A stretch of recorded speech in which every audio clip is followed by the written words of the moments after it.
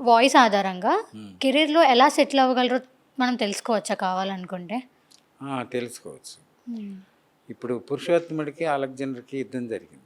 హ్మ్. యుద్ధం జరిగినప్పుడు పురుషోత్తముడిని దొంగచాటుగా అలెగ్జాండర్ కొట్టి వెన్నుపోటు పొడిసి స్వాధీనం చేసుకొని బంధిస్తాడు.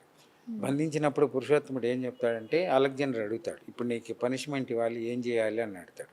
అతను ఏం చెప్తాడంటే నువ్వు రాజువే, నేను రాజునే, రాజును రాజుగా గౌరవించు అని చెప్తాడనమాట. అంత బందీ అయిపోయినప్పటికీ కూడా, శత్రువు దగ్గర ఉన్నప్పటికి కూడా అతనిలో ఉన్నటువంటి ఒక ధైర్య పరాక్రమాలు, అతొక దివ్యమైన శక్తితో అతను చెప్పేది ఏంటంటే నేను రాజును కాబట్టి నన్ను రాజుగానే నువ్వు గౌరవించు అంటాడు. అప్పుడు అతని యొక్క ధైర్యానికి, అతని యొక్క వాయిస్కి అలెగ్జాండర్ సరెండర్ అయిపోయి, స్వాధీనం అయిపోయి, పాదాబంధనం చేసి అతని ఉన్నత స్థితిని గౌరవించి పంపిస్తాడనమాట.